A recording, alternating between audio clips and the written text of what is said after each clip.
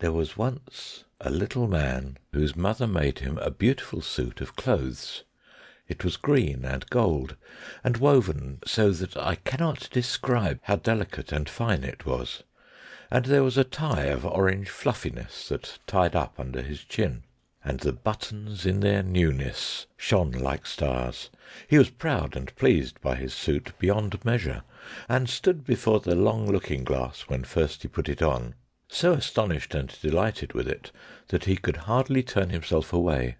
He wanted to wear it everywhere and show it to all sorts of people. He thought over all the places he had ever visited, and all the scenes he had ever heard described, and tried to imagine what the feel of it would be if he were to go now to those scenes and places wearing his shining suit, and he wanted to go out forthwith into the long grass and the hot sunshine of the meadow wearing it, just to wear it. But his mother told him no. She told him he must take great care of his suit, for never would he have another nearly so fine. He must save it, and only wear it on rare and great occasions. It was his wedding suit, she said, and she took the buttons and twisted them up with tissue paper for fear their bright newness should be tarnished, and she tacked little guards over the cuffs and elbows, and wherever the suit was most likely to come to harm. He hated and resisted these things, but what could he do? And at last her warnings and persuasions had effect, and he consented to take off his beautiful suit, and fold it into its proper creases, and put it away. It was almost as though he gave it up again, but he was always thinking of wearing it, and of the supreme occasions when some day it might be worn without the guards, without the tissue paper on the buttons, utterly and delightfully never caring, beautiful beyond measure. One night, when he was dreaming of it, after his habit, he dreamt he took the tissue paper from one of the buttons, and found its brightness a little faded, and that distressed him mightily in his dream. He polished the poor faded button, and polished it, and if anything it grew duller. He woke up and lay awake, thinking of the brightness a little dulled, and wondering how he would feel if, perhaps, when the great occasion, whatever it might be, should arrive, one button should chance to be ever so little short of its first glittering freshness, and for days and days that thought remained with him distressingly. And when next his mother let him wear his suit, he was tempted, and nearly gave way to the temptation, just to fumble off one little bit of tissue paper and see if indeed the buttons were keeping as bright as ever. He went trimly along on his way to church, full of this wild desire, for you must know his mother did, with repeated and careful warnings, let him wear his suit at times, on Sundays, for example, to and fro from church, when there was no threatening of rain, no dust blowing, nor anything to injure it, with its buttons covered and its protections tacked upon it, and a sunshade in his hand to shadow it if there seemed too strong a sunlight for its colours. And always after such occasions he brushed it over and folded it exquisitely as she had taught him, and put it away again. Now all these restrictions his mother set to the wearing of his suit he obeyed.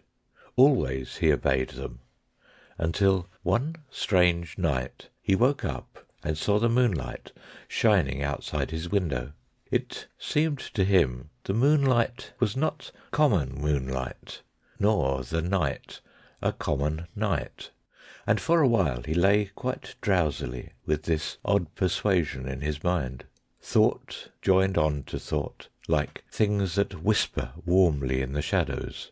Then he sat up in his little bed, suddenly very alert, with his heart beating very fast, and a quiver in his body from top to toe. He had made up his mind. He knew that now he was going to wear his suit as it should be worn.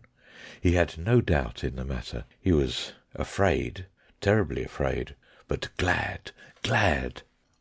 He got out of his bed and stood for a moment by the window, looking at the moonshine-flooded garden, and trembling at the thing he meant to do. The air was full of a minute clamour of crickets and murmurings, of the infinitesimal shoutings of little living things.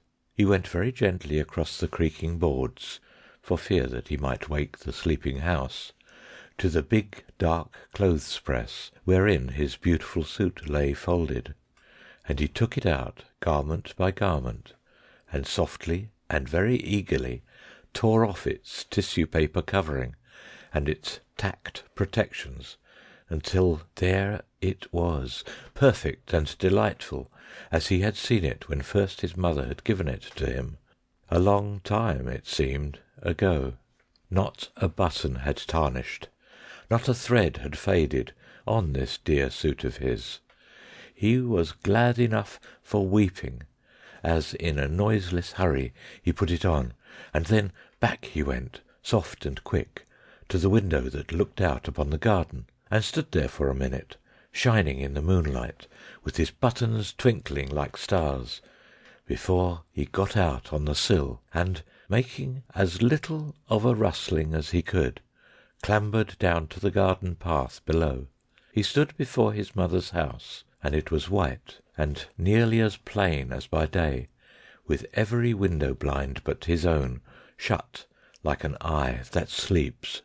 The trees cast still shadows like intricate black lace upon the wall. The garden in the moonlight was very different from the garden by day. Moonshine was tangled in the hedges and stretched in phantom cobwebs from spray to spray. Every flower was gleaming white or crimson black, and the air was aquiver with the thridding of small crickets, and nightingales singing unseen in the depths of the trees. There was no darkness in the world, but only warm, mysterious shadows, and all the leaves and spikes were edged and lined with iridescent jewels of dew. The night was warmer than any night had ever been. The heavens, by some miracle, at once vaster and nearer, and, spite of the great ivory-tinted moon that ruled the world, the sky was full of stars. The little man did not shout nor sing for all his infinite gladness.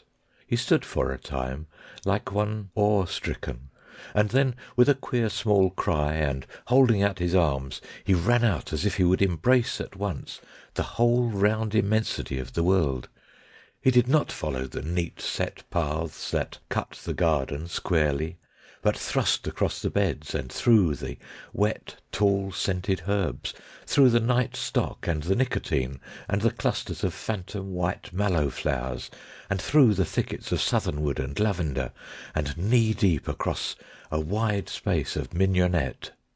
He came to the great hedge, and he thrust his way through it, and though the thorns of the brambles scored him deeply, and tore threads from his wonderful suit, and though burrs and goosegrass and havers caught and clung to him, he did not care.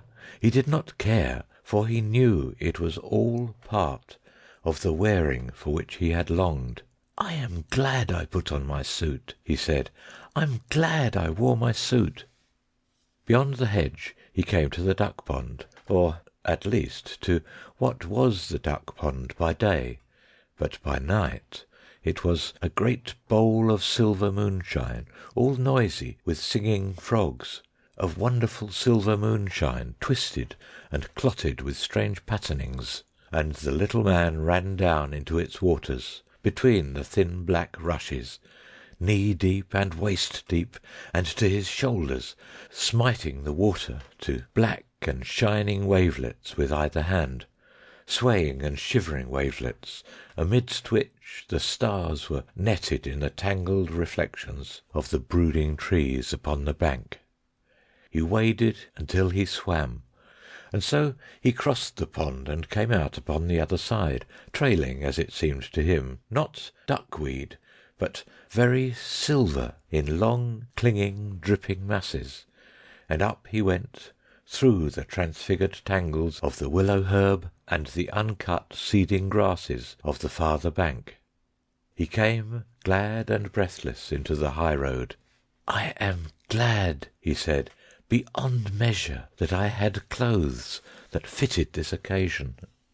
The high road ran straight as an arrow flies, straight into the deep blue pit of sky beneath the moon, a white and shining road between the singing nightingales, and along it he went, running now and leaping, and now walking and rejoicing, in the clothes his mother had made for him with tireless, loving hands.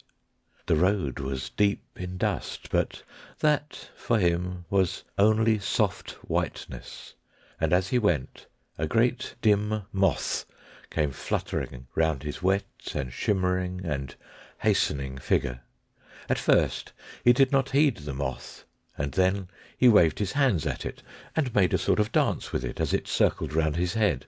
"Soft moth," he cried, "dear moth, and wonderful night of the world!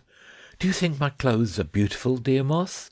As beautiful as your scales, and all this silver vesture of the earth and sky?" And the moth circled closer and closer, until at last its velvet wings just brushed his lips. And next morning they found him dead, with his neck broken, in the bottom of the stone pit, with his beautiful clothes a little bloody, and foul and stained with the duckweed from the pond. But his face was a face of such happiness that, had you seen it, you would have understood indeed how that he had died happy, never knowing that cool and streaming silver for the duckweed in the pond.